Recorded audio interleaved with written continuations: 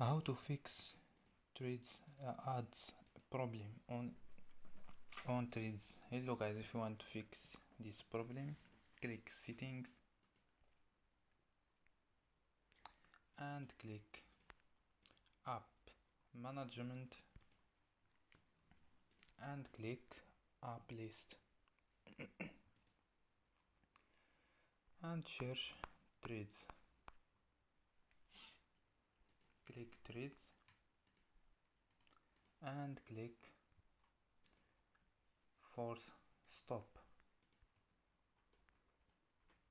and click storage. Here click clear data and click clear cache